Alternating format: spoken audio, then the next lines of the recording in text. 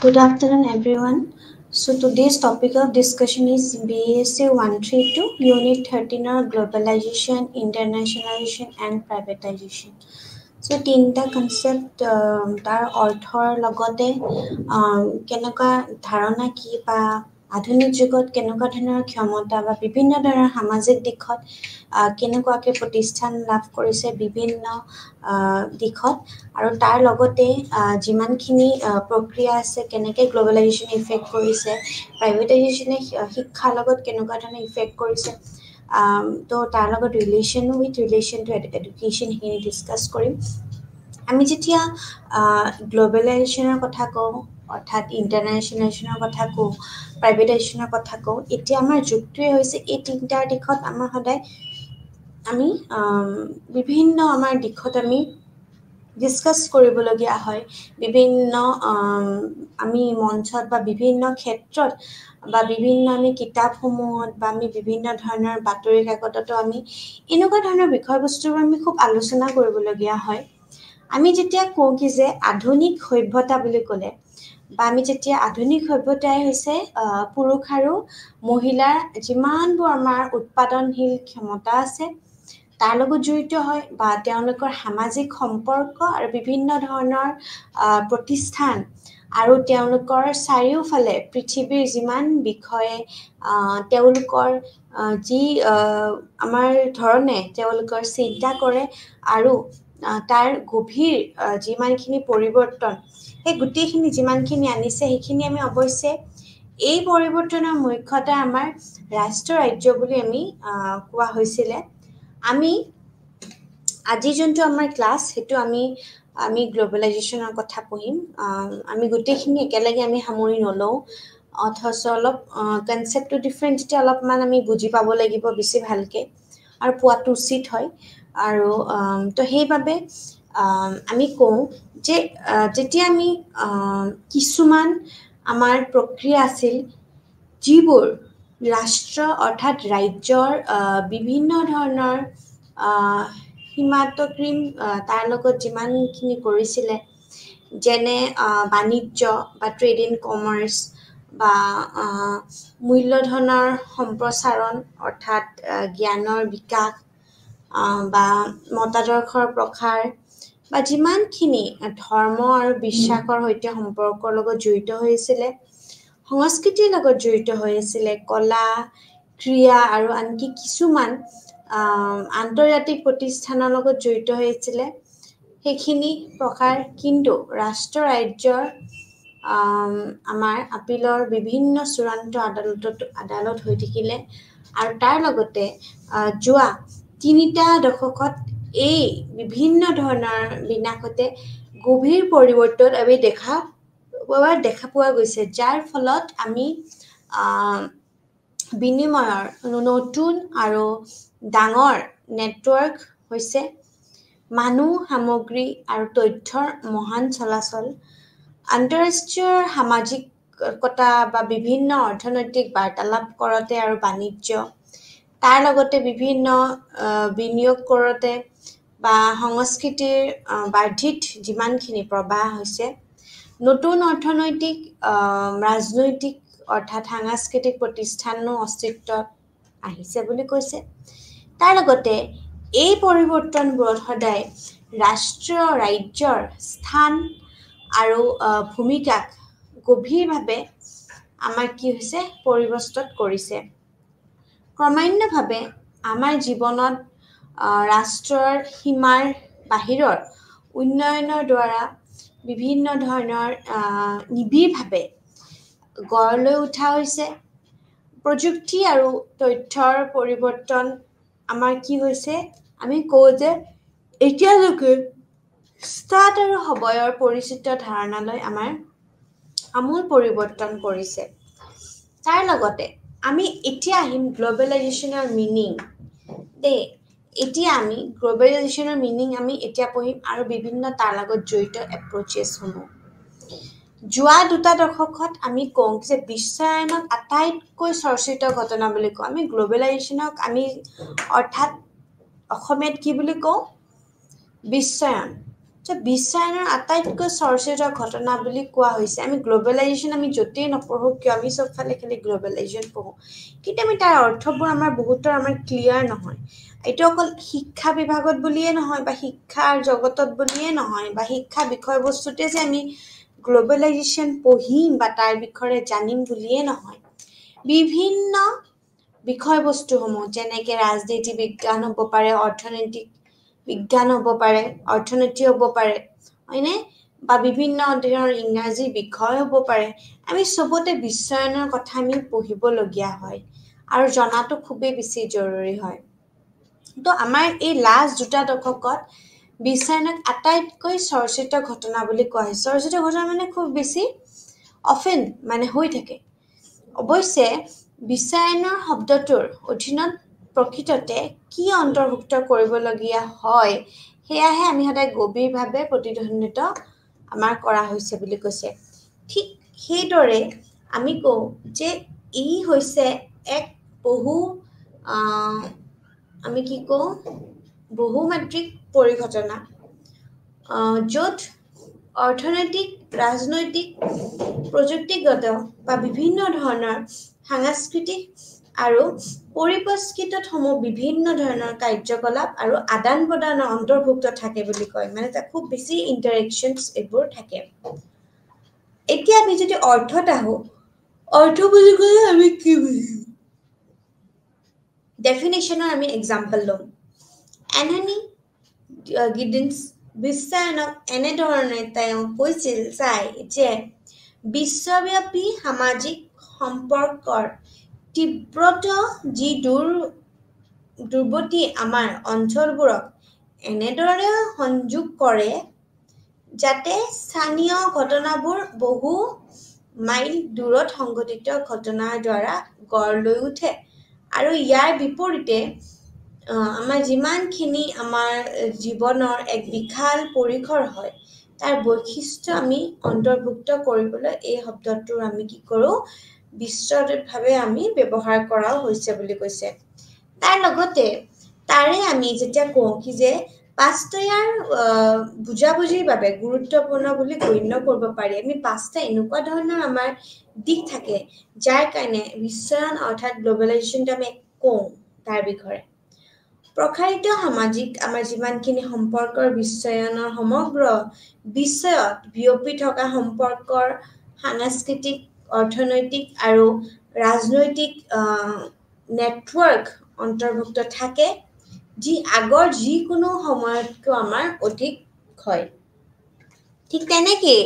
তদুপৰি আমাৰ সেইবোৰ কেৱল নিৰ্দিষ্ট অঞ্চলতহে আমাৰ কি হৈ থাকে সীমাবদ্ধ নহয় তেওঁলোকৰ গোটেই পৃথিৱীতে আমাৰ কি থাকে আৱৰি ৰাখে বুলি কয় ঠিক তেনেকৈ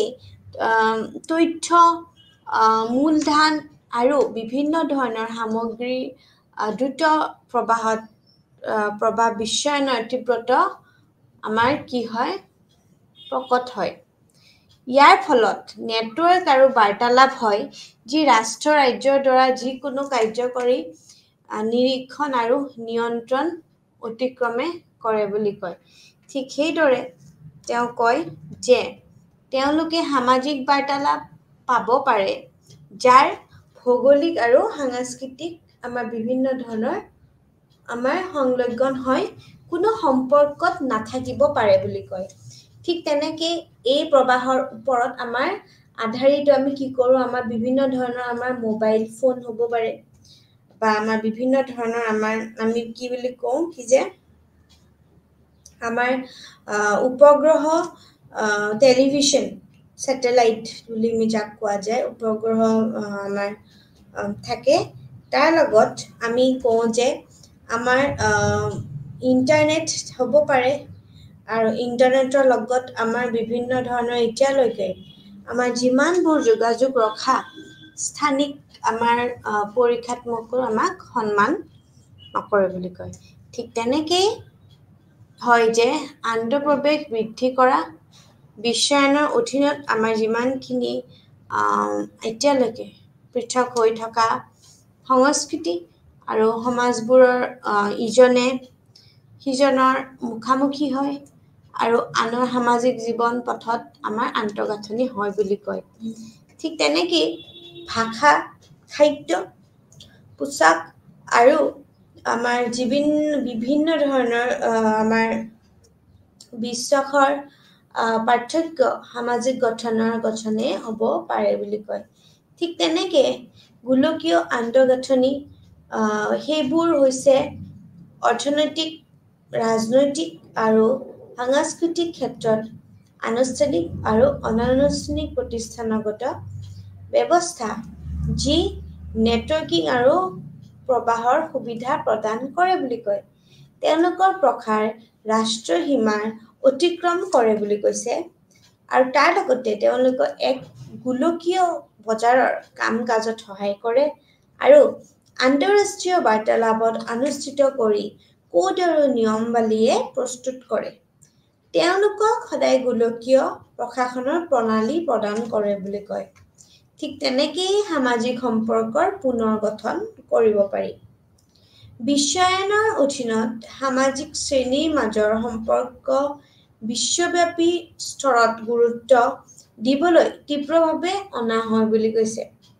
পুঁজিবাদৰ আগৰ যিমানখিনি পৰ্যায়বোৰত শ্ৰেণী বা সম্পৰ্কবোৰত মুখ্যতঃ আমি কি কওঁ ৰাষ্ট্ৰীয়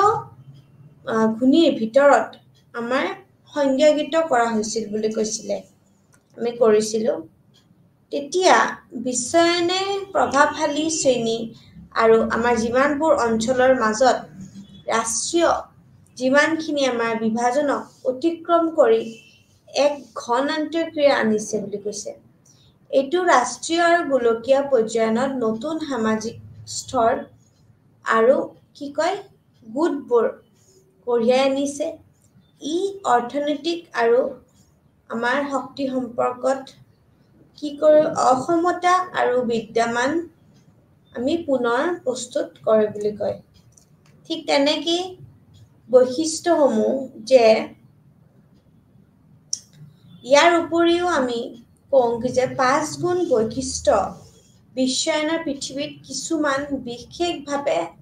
অৱগত কৰে এতিয়া আমি ক্যাৰেক্টাৰিষ্টিক্সখিনি পঢ়িম অৰ্থাৎ বিশ্বায়নৰ ক্যাৰেক্টাৰিষ্টিক্স অৰ্থাৎ আমি প্ৰকৃতি কেনেকুৱা হয় বা বৈশিষ্ট্য ঠিক আছে বৈশিষ্ট্য বুলি ক'ব পাৰি ই এক আন্তঃসংযোগিত পৃথিৱী হয় এই পৃথিৱীখনত যিকোনো প্ৰকাৰৰ সৈতে একেলগে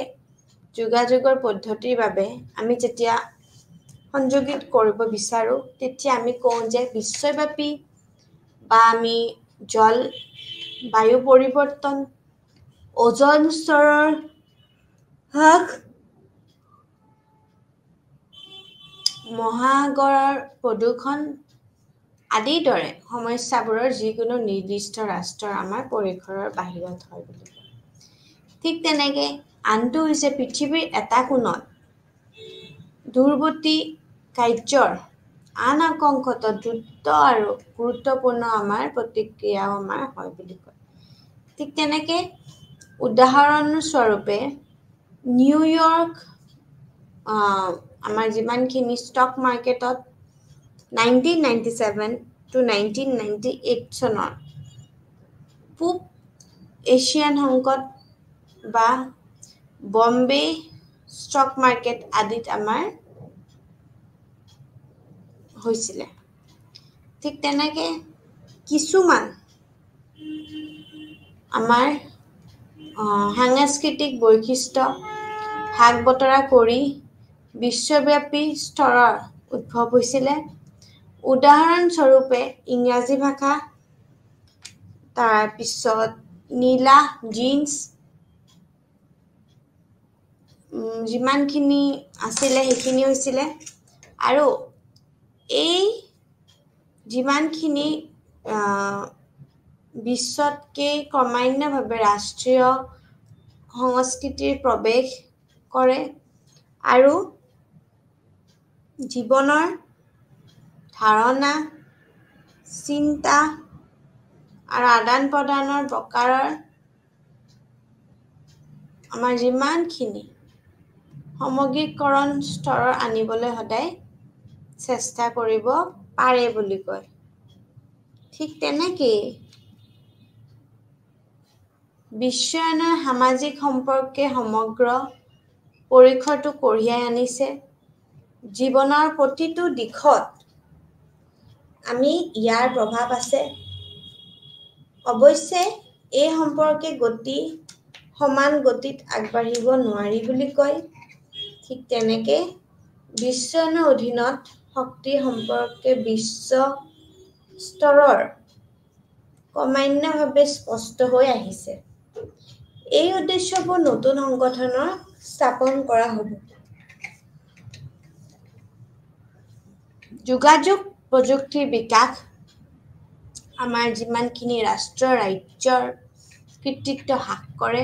আৰু ইয়াৰ আমি কওঁ যে সৰ্বমুঠ প্ৰতি সদায়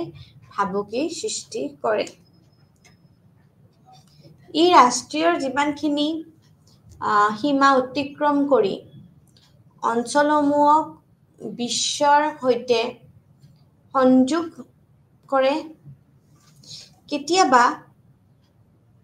আগশাৰীৰ প্ৰযুক্তিৰ নিয়ন্ত্ৰণ থকা ব্যক্তি আৰু সৰু প্ৰতিষ্ঠানবোৰত মিত্ৰতা গঠন কৰি গোলকীয় সংগঠনবোৰক শক্তিৰ প্ৰত্যাহ্বান জনাব পাৰে। এনে জ্ঞান আধাৰিত উদ্যোগৰ চাৰিওফালে এটা নতুন উদ্যোগ গঢ়ি তোলে। ঠিক তেনেকে বিশ্বায়নৰ প্ৰচলিত আৰ্হিয়ে অৰ্থনৈতিক অসমতা বৃদ্ধি কৰিছে আৰু দৰিদ্ৰ লোকসকলৰ অৱনতি ঘটাইছে। ই স্থানীয় সংস্কৃতিৰ যিমানখিনি আমাৰ আছে তাৰ লগত সদায় ভাবুকি সৃষ্টি কৰিছে আৰু তাৰ লগতে বিশ্বায়নেও এটা নতুন সুযোগ আনিছে। ই মানুহৰ বাবে উপলব্ধ যিমানখিনি বিকল্প আছে তাৰ পৰিসৰ যথেষ্ট বহল কৰি তুলিছে আৰু তাৰ লগতে ই শব্দৰ অৰ্থ প্ৰাপ্ত কৰাৰ বাবে চহৰ আৰু গ্ৰাম্য অঞ্চলত মহানগৰৰ বিভিন্নকৈ সৃষ্টি কৰিছে ইয়াৰ গঠনি। ঠিক তেনেকে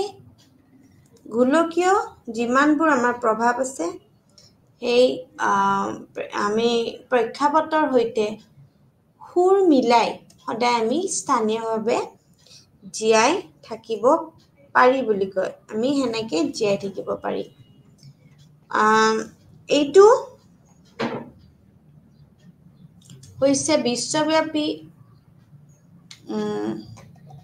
বিত্তীয় বজাৰৰ একত্ৰীকৰণ যি প্ৰায়ে বিশ্বায়নৰ আমাৰ বিশেষত্ব হৈ থাকে আৰু তাৰ লগত ইয়াত যোগাযোগৰ নতুন মাধ্যমৰ দ্বাৰা সহায় কৰা নতুন প্ৰকাৰৰ বিত্তীয় লেনদেন অন্তৰ্ভুক্ত থাকে। ইয়াৰ ফলত ৰাষ্ট্ৰীয় আমাৰ যিমানখিনি শ্বেয়াৰ বজাৰ দুৰ্বল হৈ পৰিছে আৰু আমাৰ যিমানখিনি ইকুইটি আন্তৰ্জাতিক বেংক আন্তঃৰাষ্ট্ৰীয় আমাৰ বণ্ড বজাৰ আদিত আমাৰ সীমা পাৰ লেনদেনত যথেষ্ট বৃদ্ধি হৈছে। এতিয়া কিছুমান গ্ল'বেলাইজেশ্যনক আমি লৈ কিছুমান এপ্ৰিহেনশ্যনছ আছে কি যে গ্ল'বেলাইজেশ্যন অৰ্থাৎ বিশ্বায়ন কেনেকৈ এটা ট্ৰেণ্ড হৈ গৈছে। স্থানীয় প্ৰয়োজনীয়তা হ্ৰাস কৰা শিক্ষা হৈছে মুখ্যত স্থানীয় প্ৰয়োজনীয়তা পূৰণ কৰা আৰু স্থানীয় যিমানবোৰ আমাৰ উদ্ভৱ আছে সমাধান কৰা। সেয়াহে স্থানীয় প্ৰয়োজনীয়তাবোৰ বিষয়ে অজ্ঞাত লোকসকলে প্ৰস্তুত কৰা পাঠ্যক্ৰম বিষয়ে আমাৰ আকাংক্ষা হৈছে। পশ্চিমীয়া বিশ্বৰ পৰা তৃতীয় বিশ্বৰ দেশসমূহলৈ একমুখী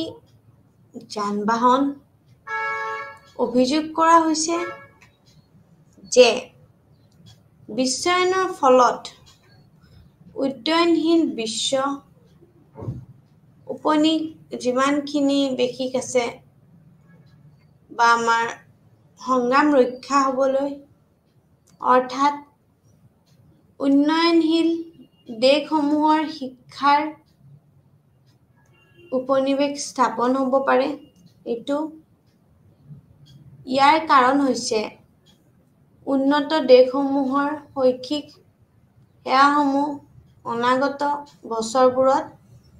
স্থিৰ বিকাশ লাভ কৰিব বুলি আশা কৰা হৈছে। আৰু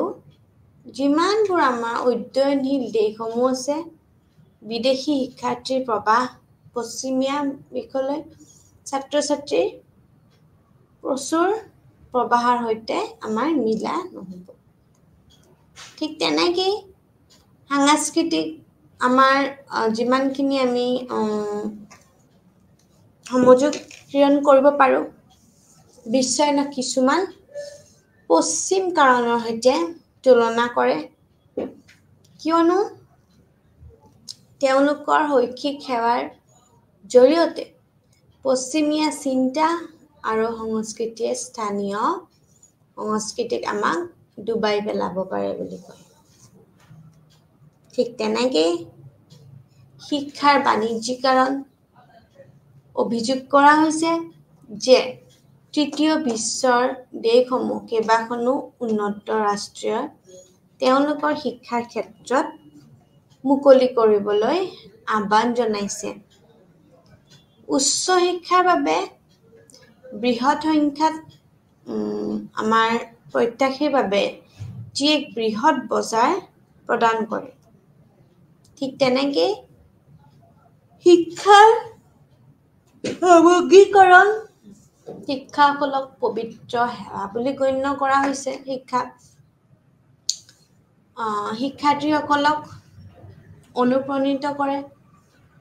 তেওঁলোকৰ মন গঢ় দিয়া আৰু এনেদৰে তেওঁলোকক শিক্ষিত কৰা। কিন্তু দূৰত্ব শিক্ষা প্ৰদান কৰা যিমানবোৰ আমাৰ উদ্যোগীসকল আছে, ইয়াক কি ৰূপত প্ৰদান কৰিব পাৰি সেই সন্দৰ্ভত আকাংক্ষা আছে বুলি কয়। তেনেকেই কিছুমান বেনিফিটছ আছে গ্ল'বেলাইজেশ্যনৰ, বিশ্বায়নৰ কিছুমান ভাল সুবিধা। ঠিক আছে, প্ৰতিযোগিতাৰ জৰিয়তে আত্মসন্তুষ্টিৰ প্ৰতিক্ৰিয়া কৰা, আমাৰ দেশৰ শৈক্ষিক পৰিস্থিতি বহু ক্ষেত্ৰত পুনৰ জীৱিত কৰাৰ প্ৰয়োজন। এই প্ৰতিক্ৰিয়াটো তেতিয়া আৰম্ভ হ'ব পাৰে যেতিয়া বিদেশৰ পৰা কঠিন প্ৰতিযোগিতা হয়। উদাহৰণস্বৰূপে, টেলিকম খণ্ডৰ দ্বাৰা কিছুমান ক্ষেত্ৰত চৰকাৰৰ একচেটিয়া অধিকাৰ বন্ধ হৈছে আৰু বহুতো ব্যক্তিগত সেৱা প্ৰদান কৰি আছে বুলি কয়। ঠিক তেনেকেই কয় যে বিস্তৃত পচন্দৰ পৰিসৰ দেশত থকা সময়ত শিক্ষাৰ্থী আৰু শিক্ষকসকলে তেওঁলোকৰ পচন্দৰ এক শৈক্ষিক প্ৰণালীৰ অংশ হ'ব পাৰে। এনেদৰে পৃথিৱীৰ সৰ্বশ্ৰেষ্ঠ সুযোগবোৰ লাভ কৰিব পাৰি। সাংস্কৃতিক প্ৰভাৱ, বিদেশী সংস্কৃতিৰ প্ৰভাৱ, বিদেশৰ ব্যৱসায়ী আৰু শিক্ষাৰ বাবে সীমাৰ ওপৰত খোজকাঢ়ি আৰু ঘোঁৰাত ভ্ৰমণ কৰা, পণ্ডিতসকলৰ দৰে পুৰণি এনে সাংস্কৃতিক বিনিময়ে স্থানীয় সাংস্কৃতিক শক্তি মহানশীলতা বৃদ্ধি আৰু ইয়াক আমি সমৃদ্ধ কৰে বুলি কয়। এতিয়া আমি যদি কওঁ impact of globalisation on education, অৰ্থাৎ বিশ্বায়নৰ শিক্ষাৰ ওপৰত কেনেধৰণে প্ৰভাৱ বুলি যদি কওঁ, ভাৰতত শিক্ষা এটা কি কওঁ চৌপাশত আছে। ইয়াৰ যিমানখিনি উদাৰ আৰু ধৰ্মনিৰপেক্ষে চৰিত্ৰ আৰু সমল যোৱা 50 বছৰত আমাৰ কি হয় সতৰ্কতাৰে আমাৰ পুষ্টিপ্ৰাপ্ত কেইবাটাও আমাৰ বিভেদ হয় আমাৰ এতিয়া মৌলিক পৰিৱৰ্তনৰ মাজেৰে আমাৰ গৈ আছে বুলি কয় ঠিক তেনেকৈ গোলকীয় শিক্ষাৰ প্ৰৱণতা যি শিক্ষাৰ মানদণ্ড প্ৰভাৱিত কৰে যেনে শিক্ষাৰ লক্ষ্যবোৰৰ হ্ৰাস আৰু তুচ্ছকৰণ ঠিক আছে প্ৰথমটো দ্বিতীয়টো বিভাজন আৰু শিক্ষাৰ আমাৰ যিমানখিনি কম্পাৰ্টমেণ্টেলাইজেশ্যন বুলি যাক কয় তা তৃতীয়টো সামাজিক লোকাচাৰৰ পৰা জ্ঞানৰ বিচ্ছিন্নতা হৈ গৈছে চতুৰ্থ হৈছে বাণিজ্যিকীকৰণ ব্যক্তিগতকৰণ আৰু প্ৰতিযোগিতামূলক যিমানখিনি আমাৰ বিভিন্ন ধৰণৰ আমাৰ প্ৰৱেশিকাৰৰ সীমাবদ্ধতাৰ ওপৰত কৈছে বিদ্যালয়ৰ প্ৰণালীৰ যিমানখিনি আমাৰ সামান্য কাৰৰ লগত বিভিন্ন ধৰণৰ প্ৰযুক্তিবিদ স্তৰৰ কথা কৈছে বাহ্যিক কেন্দ্ৰীয় ধৰণৰ জৰিয়তে সামাজিক সাংস্কৃতিক আমাৰ বৈচিত্ৰ্যৰ সমগতিকৰণৰ কথা কৈছে দৰিদ্ৰ আৰু সামাজিকভাৱে সুবিধা বঞ্চিত সকলৰ সন্তানক বিভিন্ন ইংৰাজী বা মাধ্যমৰ বিদ্যালয়ৰ শিক্ষাৰ পৰা সদায় বঞ্চিত কৰা হৈছে তাৰ লগে লগে আমাৰ যিমানখিনি বিকাশ আছে ইলেক্ট্ৰনিক যোগাযোগ আছে তাৰ উদ্যোগৰ দ্ৰুত বিকাশ হৈছে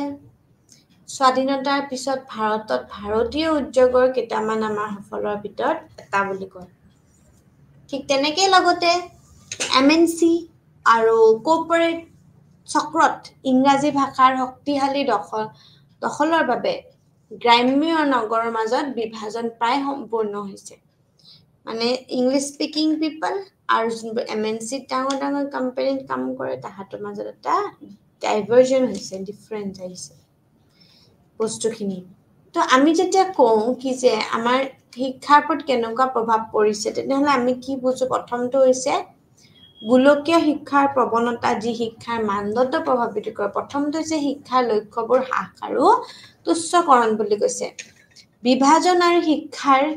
কম্পাৰ্টমেণ্টেলাইজেশ্যন বুলি কৈছে সামাজিক লোকচাৰৰ পৰা জ্ঞানৰ বিচ্ছিন্নতা হৈ গৈছে মানে আমাৰ যিমানবোৰ আমাৰ ফ'কৱেজ আছে নৰ্মছ আছে হয়নে আমাৰ ফ'কৱেজ নৰ্মছ আমাৰ আছে হয়নে আমাৰ ফ'কৱেজ আছে আমি যেতিয়া কওঁ আমাৰ ফ'কৱেজ মানে যিমান আমাৰ শিষ্টাচাৰ আছে ম'ৰ্ছ আছে বা আমাৰ যোনবিলাকে আমাক আমাৰ কালচাৰেল আৰু ছ'চিয়েল এছপেক্টছবোৰ তুলি ধৰে সেইবোৰৰ পৰা আমাৰ কি হৈছে বিচ্ছিন্নতা হৈছে ন' কানেকশ্যন মানে চ' এভৰিৱান ইজ আমাৰ কি হৈছে কম্পাৰ্টমেণ্টেলাইজেশ্যন হৈছে কম্পাৰ্টমেণ্টেলাইজেশ্যন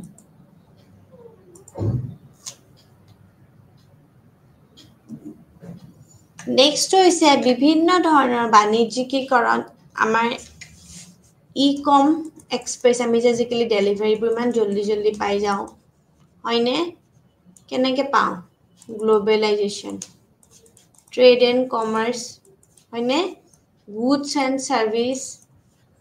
এই বস্তুবোৰ আমাৰ প্ৰতিযোগিতা এটা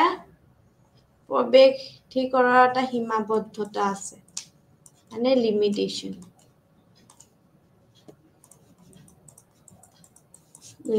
ঠিক আছে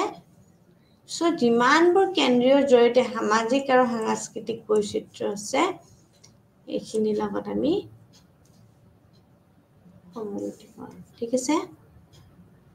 কাৰোবাৰ কিবা ডাউট আছে নেকি বাৰু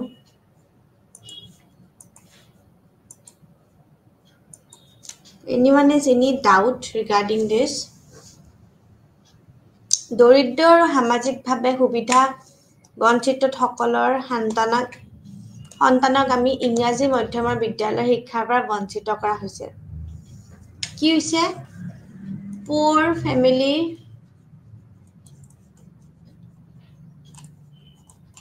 no English education এনেকুৱা হৈছে which is not good ঠিক আছে তাতো দুখীয়া কাৰণে ইংলিশ স্কুল যাব নিদিয়ে this is very bad then তেওঁ বিকাশৰ কথা কৈছে ইলেক্ট্ৰনিক যোগাযোগৰ উদ্যোগৰ দ্ৰুত বিকাশ হৈছে আৰু স্বাধীনতাৰ পিছত ভাৰতীয় উদ্যোগৰ কেইটামান সফলতাৰ ভিতৰত আছে বুলি ঠিক আছে লগতে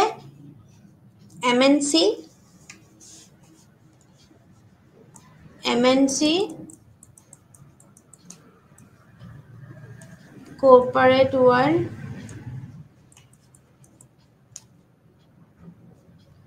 তাতে ইংৰাজী ভাষাৰ শক্তিশালী দখলৰ বাবে গ্ৰাম্য নগৰৰ মাজত বিভাজন প্ৰায় সম্পূৰ্ণ হৈছে মানে ডাইভাৰজন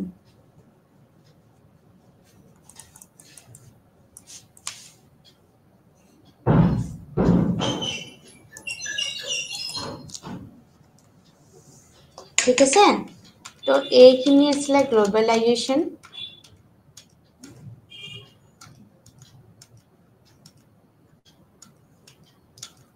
আমি যেটা কো পশ্চিমীয়া আমাৰ এপ্ৰিহেনশনছ খিনি তাৰ ভিতৰত হৈছে পশ্চিমীয়া বিশ্বৰ পৰা তৃতীয় আমাৰ যিমানখিনি বিশ্বৰ আমাৰ দেশসমূহলৈ একমুখী যান-বাহন অভিযোগ কৰা হৈছে কি বিশ্বৰ ফলত আমাৰ উন্নয়নশীল বিশ্বৰ ভিতৰত উপনিবেশ আমাৰ যিমানখিনি সাম্ৰাজ্যবাদ ৰক্ষা হৈছে অৰ্থাৎ উন্নয়নশীল দেশসমূহৰ ভিতৰত শিক্ষা এটা আমাৰ উপনিবেশ স্থাপন হ'ব পাৰে বুলি কয় ঠিক তেনেকৈ ইয়াৰ কাৰণ হৈছে উন্নত দেশসমূহৰ শৈক্ষিক সেৱাসমূহ অনাগত বছৰবোৰত স্থিৰ আমাৰ বিকাশ লাভ কৰিব বুলি আশা কৰা ইচ্ছা আৰু উন্নয়নশীল দেশসমূহক বিদেশী শিক্ষাৰ্থীৰ প্ৰৱাহ পশ্চিমীয়া বুলি কয় আৰু বিশ্বলৈ ছাত্ৰ-ছাত্ৰীক প্ৰচুৰ প্ৰৱাহৰ সৈতে মিলা নহ'ব বুলি কয় ঠিক তেনেকৈ সাংস্কৃতিক বিভিন্ন ধৰণৰ আমাৰ সামাজিকৰণ বিশ্বায়নক কিছুমান পশ্চিমকৰণৰ সৈতে তুলনা কৰে কিয়নো তেওঁলোকৰ শৈক্ষিক সেৱাৰ জৰিয়তে পশ্চিমীয়া চিন্তা আৰু সাংস্কৃতিক স্থান সংস্কৃতিৰ পৰা আমাৰ ভুৱাই পেলাব পাৰে বুলি কৈছে ঠিক তেনেকৈ শিক্ষাৰ বাণিজ্যিকীকৰণ আমি যেতিয়া কওঁ অভিযোগ কৰা হৈছে যে তৃতীয় বিশ্বৰ দেশসমূহক কিবাখনো উন্নত ৰাষ্ট্ৰই তেওঁলোকৰ শিক্ষাৰ ক্ষেত্ৰত মুকলি কৰিবলৈ আহ্বান জনাইছে উচ্চ শিক্ষাৰ বাবে বৃহৎ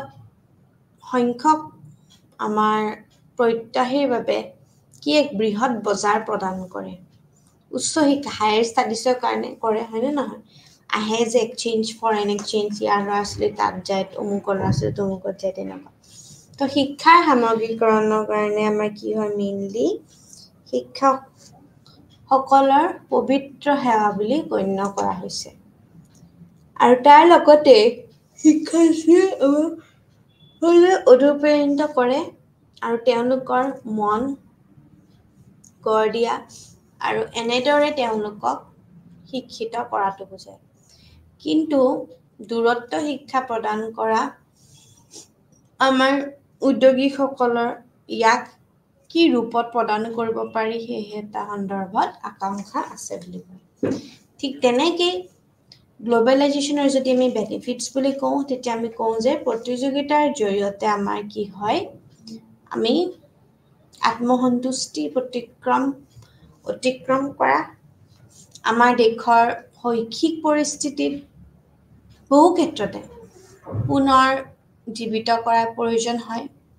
আৰু এই প্ৰতিটো প্ৰক্ৰিয়াটোতে তেতিয়া আৰম্ভ হ'ব পাৰে যেতিয়া বিদেশৰ পৰা কঠিন প্ৰতিযোগিতা হয় ঠিক তেনেকে উদাহৰণস্বৰূপে আমি কি ক'ম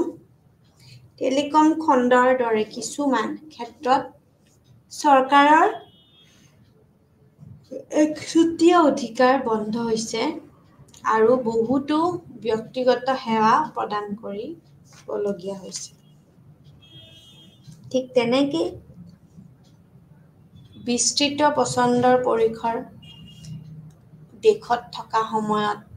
বিভিন্ন ধৰণৰ শিক্ষাৰ্থী আৰু শিক্ষকসকলে তেওঁলোকৰ পছন্দত এক শৈক্ষিক প্ৰণালীৰ অংশ হ'ব পাৰে বুলি কয় এনেদৰে তেওঁ কয় যে পৃথিৱীৰ সৰ্বশ্ৰেষ্ঠ আমাৰ যিমানখিনি সুযোগবোৰ লাভ কৰিবলৈ আমাৰ তেনেকৈ আমি লাভ কৰিব পাৰোঁ আৰু ঠিক তেনেকেই সাংস্কৃতিক আমাৰ কি কৰে সাংস্কৃতিত প্ৰভাৱ পেলায় বিদেশী সাংস্কৃতিৰ প্ৰভাৱ বিদেশৰ ব্যৱসায়ী আৰু শিক্ষাৰ বাবে সীমাৰ ওপৰত কেইটামান খোজকাঢ়ি আৰু ঘোঁৰাত ভ্ৰমণ কৰা পণ্ডিতসকলৰ দৰেই পুৰণি হয়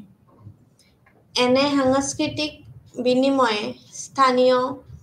সাংস্কৃতিৰ শক্তি আৰু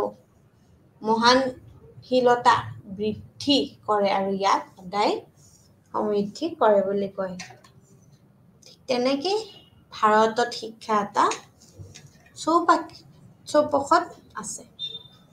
আৰু ইয়াৰ উদাৰ আৰু ধৰ্মনিৰপেক্ষ চৰিত্ৰ আৰু সমল আৰু তাৰ লগত যোৱা 50 বছৰত সতৰ্কতাৰে পুষ্টিপ্ৰাপ্ত আৰু তাৰ লগতে কেইবাটাও আমাৰ যিমানখিনি এতিয়ালৈকে মৌলিক আমাৰ পৰিৱৰ্তনৰ মাজেৰে গৈ আছে ঠিক তেনেকেই আমি ক'ব পাৰোঁ যে গোলকীয় শিক্ষাৰ বুলি ক'লে আমি কি বুজিম যে যি শিক্ষাৰ মানদণ্ড প্ৰভাৱিত কৰে আৰু ঠিক তেনেকৈ কয় যে আমি শিক্ষাৰ আমাৰ লক্ষ্যসমূহ হৈছে হ্ৰাস আৰু তুচ্ছকৰণ ঠিক তেনেকৈ বিভাজন আৰু শিক্ষাৰ কম্পাৰ্টমেণ্টেলাইজেশ্যনৰ লগত কথা কৈছে আৰু সামাজিক লোকাচাৰৰ পৰা জ্ঞানৰ বিভিন্ন ধৰণৰ বিচ্ছিন্নতাৰ কথাও কৈছে ঠিক তেনেকৈ আমি কওঁ যে আমাৰ বিভিন্ন ধৰণৰ আমাৰ বাণিজ্যিকীকৰণ ব্যক্তিগতকৰণ আৰু স্কৃতিকৰ জৰিয়তে প্ৰৱেশ ক্ষতিকৰৰ সীমাবদ্ধতা বিদ্যালয়ৰ প্ৰণালী আমাৰ যিমানখিনি সমানভাৱে আমাৰ পদানুক্ৰমভাৱে স্তৰ আছে ঠিক তেনেকৈ বৰ্ধিত কেন্দ্ৰীয়কৰণ জৰিয়তেও আমাৰ সামাজিক সাংস্কৃতিক বৈচিত্ৰ্যৰ সমগ্ৰীকৰণ আছে বুলি কয় ঠিক তেনেকৈ দৰিদ্ৰ সামাজিকভাৱে সুবিধাবঞ্চিত সকলৰ সন্তানক ইংৰাজীৰ আমাৰ মাধ্যমৰ বিদ্যালয়ৰ শিক্ষাৰ পৰা বঞ্চিত কৰা হৈছে ঠিক তেনেকৈ বিকাশ আৰু যিমান যোগাযোগ আমাৰ উদ্যোগৰ দ্ৰুত বিকাশত হৈছে ঠিক তেনেকৈ স্বাধীনতাৰ পিছত ভাৰতে উদ্যোগৰ কেইটামান সাফল্যৰ ভিতৰত এটা ঠিক তেনেকৈ লগতে MNC আৰু কৰ্পৰেটৰ চক্ৰত ইংৰাজী ভাষাৰ আমাৰ শক্তিশালী দখলৰ বাবে গ্ৰাম্য আৰু নগৰৰ মাজৰ বিভাজন প্ৰায় সম্পূৰ্ণ হৈছে বুলি কৈছে ঠিক তেনেকে আমি কম যে আমি যেতিয়া কওঁ যে আমাৰ গ্লোবেলাইজেশ্যন অৰ্থটো খুব এপ্ৰিহেনশ্যনছখিনি আগত চাগে বুজি পোৱা হৈছে বুলি ভাবোঁ কোনোবাই বুজি পোৱা নাই নেকি এতিয়া কৈছে যে বিশ্বায়নৰ সামাজিক সম্পৰ্কত সমগ্ৰ পৰিসৰটো কঢ়িয়াই আনিছে জীৱনৰ প্ৰতিটো দিশত ইয়াৰ প্ৰভাৱ আছে অৱশ্যে এই সম্পৰ্কত গতি সমান গতিত আগবাঢ়িব নোৱাৰে ঠিক আছে আগবাঢ়িব নোৱাৰে বুলি কৈছে আৰু তাৰ লগত এইটোও বুজায় যে আমি যেতিয়া কওঁ যে বিশ্বায়নৰ অধীনত শক্তি সম্পৰ্কে বিশ্বস্তৰত ক্ৰমান্বয়ে স্পষ্ট হৈ আহিছে ঠিক তেনেকৈ এই উদ্দেশ্যৰ বাবে নতুন সংগঠন স্থাপন কৰা হ'ব পাৰে আৰু তাৰ লগত যোগাযোগ প্ৰযুক্তিৰ বিকাশ ৰাষ্ট্ৰীয় ৰাজ্যৰ কৃতিত্ব হ্ৰাস কৰে আৰু ইয়াৰ আমাৰ সাৰ্বভৌমত্বৰ প্ৰতি ভাবুকি সৃষ্টি কৰে বুলি কয় ঠিক তেনেকৈ ই ৰাষ্ট্ৰীয় সীমা অতিক্ৰম কৰি অঞ্চলসমূহক বিশ্বৰ সৈতে সংযোগ কৰে কেতিয়াবা আগশাৰীৰ প্ৰযুক্তি নিয়ন্ত্ৰণ থকা ব্যক্তিৰ আৰু সৰু প্ৰতিষ্ঠানবোৰৰ আমাৰ যিমানখিনি মিত্ৰতা গঠন কৰি গোলকীয় সংগঠনবোৰক আমি সদায় শক্তিক প্ৰত্যাহ্বান জনাব পাৰে বুলি কয় এনে জ্ঞান আধাৰিত উদ্দেশ্যৰ লগতে আমি চাৰিওফালে এটা নতুন উদ্যোগ আমি গঢ়ি উঠি বুলি কয় আৰু তাৰ লগতে আমি কওঁ যে বিশ্বায়নৰ আমাৰ যিমানখিনি আমাৰ তাৰ লগত প্ৰচালিত আমাৰ আৰ্হিয়ে অৰ্থনৈতিক অক্ষমতা বৃদ্ধি কৰিছে আৰু দৰিদ্ৰ লোকসকলৰ আমাৰ কি কৰে অৱনতি ঘটিছে বুলি কয় ই স্থানীয় সাংস্কৃতিৰ আমাৰ অস্তিত্বৰ প্ৰতি সদায় ভাবুকি সৃষ্টি কৰিছে আৰু তাৰ লগতে আমাৰ বিশ্বায়নভাৱে নতুন সুযোগ আনিছে ই মানুহৰ বাবে উপলব্ধ যিমানখিনি বিকল্প আছে তাৰ পৰিসৰ সদায় যথেষ্ট বহল কৰে আৰু ই আমাৰ সম্পৰ্কে সদায় আৰু তথ্য যিমানখিনি গঢ়াৰ বাবেও চহৰ গ্ৰাম্য অঞ্চল আমাৰ আৰু মহানগৰৰ বিভিন্ন পৰিধি আৰু আমাৰ ভৌগোলিকভাৱে বাধাবোৰো আমাৰ সদায় ভাঙি পেলায় আৰু গোলকীয় আমাৰ যিমানখিনি প্ৰেক্ষাপটৰ সৈতে আমাৰ সুৰ মিলাই স্থানীয়ভাৱে সদায় জীয়াই থাকিব পাৰে বুলি কয় ঠিক তেনেকৈ এইটো হৈছে বিশ্বব্যাপী ব্যক্তিয়ে বজাৰৰ একত্ৰীকৰণ যি প্ৰায় বিশ্বায়নৰ আমাৰ যিমানখিনি বিশেষত্ব হৈ থাকে তাৰ লগত আমি সদায় যোগাযোগ কৰি পেলাই আমি কেনেকৈ নতুন মাধ্যমৰ দ্বাৰা সহায় কৰা নতুন প্ৰকাৰৰ বিত্তীয় লেনদেন অন্তৰ্ভুক্ত থাকে বুলি কয় ইয়াৰ ফলত ৰাষ্ট্ৰীয় শ্বেয়াৰ মাৰ্কেট বা শ্বেয়াৰ বজাৰ যে থাকে দুৰ্বল হৈ যায় বায়াৰ সেলাৰ্ছবিলাকৰ মাজত দুৰ্বলতা বাঢ়ি যায় বৃদ্ধি হৈ যায় কিনিবলগীয়া শ্বেয়াৰ কিনি পিছত লোকচানত বেচিবলগীয়া হয় আন্তৰ্জাতিক বেংকত ইছ্যু হৈ যায় ইণ্টাৰনেশ্যনেল যিমান বেংক অৰ্গেনাইজেশ্যন আছে তাৰপিছত আন্তঃৰাষ্ট্ৰীয় আমাৰ যোনখন বজাৰ হয় সেইখন আদি বিভিন্ন ধৰণৰ সীমা পাৰ লেনদেনত আমাৰ যথেষ্ট বৃদ্ধি হৈছে ঠিক তেনেকৈ এই আমাৰ এইখিনি বস্তু আমাৰ হৈছে আৰু কিছুমান আমি কওঁ যে সাংস্কৃতিক বৈশিষ্ট্য ভাগ বতৰা কৰি বিশ্বব্যাপী সামাজিক স্তৰত আমাৰ উদ্ভৱ হৈছে আৰু উদাহৰণস্বৰূপে আমি যদি কওঁ কি যে ইংৰাজী ভাষা তেনেকৈ নীলা জিন্স ঠিক আছে শাৰ্ট এইবোৰ বা ড্ৰেছ এইবিলাক ইত্যাদি এই বিভিন্ন ধৰণৰ বিশেষবোৰ আমি ক্ৰমান্বয়ভাৱে আমাৰ ৰাষ্ট্ৰীয় সংস্কৃতিৰ প্ৰৱেশ কৰে আৰু জীৱন ধাৰণ কৰাত চিন্তা আৰু আদান প্ৰদানৰ প্ৰকাৰ আৰু আমাৰ লগতে বিভিন্ন সামাজিকৰণৰ স্তৰত সদায় আনিবলৈ চেষ্টা কৰিব পাৰে বুলি কৈছে। ঠিক তেনেকেই পৃথিৱীৰ এটা কোণত আমাৰ দূৰৱৰ্তী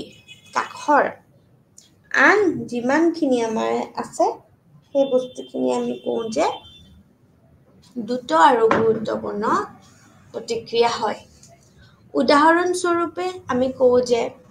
আমাৰ নিউয়ৰ্ক বা ষ্টক মাৰ্কেটত 1998 চনৰ পূব এছিয়ান সংকট বা বম্বে ষ্টক মাৰ্কেটত আদিত আমাক নাছ গৈছিলে। তো এনেকুৱা ধৰণৰ কিছুমান আমাৰ সমস্যা হৈছিলে আৰু বিশ্বব্যাপী আমাৰ যিমানখিনি জলবায়ু পৰিৱৰ্তন বা ওজন স্তৰত হ্ৰাস লেয়াৰ ডিপ্লিশ্যন অফ ওজন লেয়াৰ হয় বা আমাৰ ঔষধ মেডিচিন বা আমাৰ সন্ত্ৰাসবাদ টেৰৰিজম বা আমাৰ মহাসাগৰৰ প্ৰদূষণ আদি পলিউশ্যন যি হয় ৱাটাৰ লেভেল চি লেভেলত তাৰ দৰে সমস্যাবোৰৰ যিকোনো নিৰ্দিষ্ট ৰাষ্ট্ৰৰ পৰিসৰৰ বাহিৰত ঠিক আছে। আৰু তাৰ উপৰিও আমি কি কৰিব পাৰোঁ 5টা বৈশিষ্ট্য আমাৰ যদি আহে যে পৃথিৱীত আমি বিশ্বায়নৰ কেনেকুৱাকৈ আমাৰ অৱগত কৰে তেতিয়া আমি এই 5টা আমি ৰিপিটেডলি কৈ গৈ আছোঁ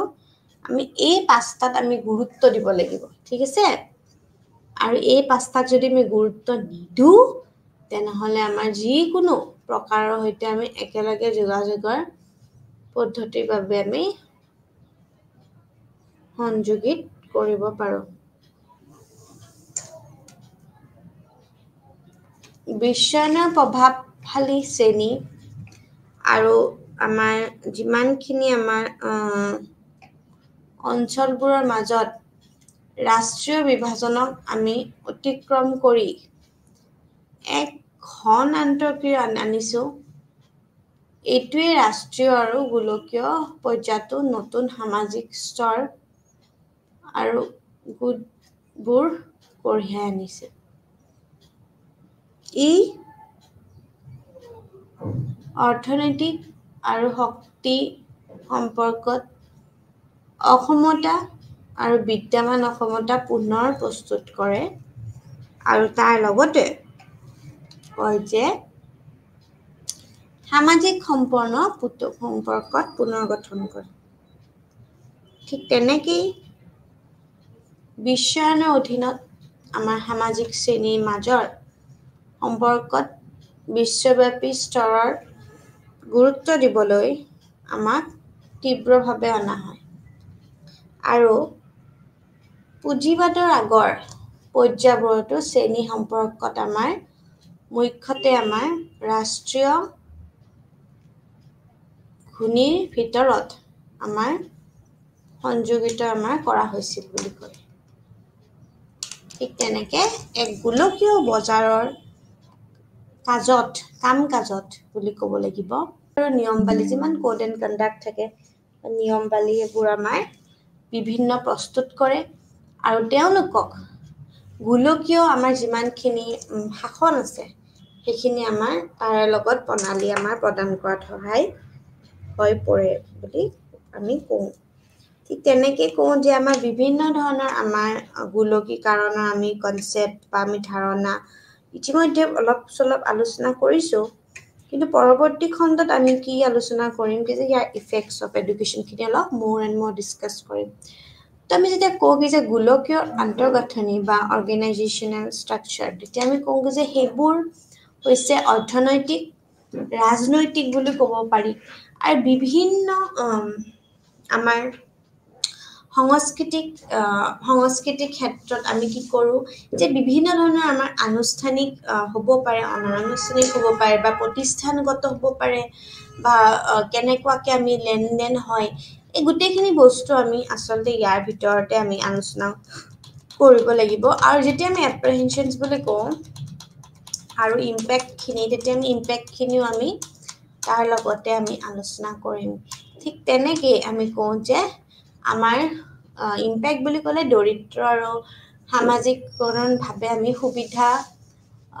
বঞ্চিত সকলৰ যোনবিলাকে সুবিধাবোৰ পোৱা নাই এতিয়াও সেইবোৰৰ সন্ধানত এটা নতুন ইংৰাজী মাধ্যমৰ দ্বাৰাই হওক বা বিভিন্ন আমি বিদ্যালয় শিক্ষাৰ পৰা আমি বঞ্চিত কৰা হৈছে আজিলৈ ইয়াতে সামৰিছোঁ ধন্যবাদ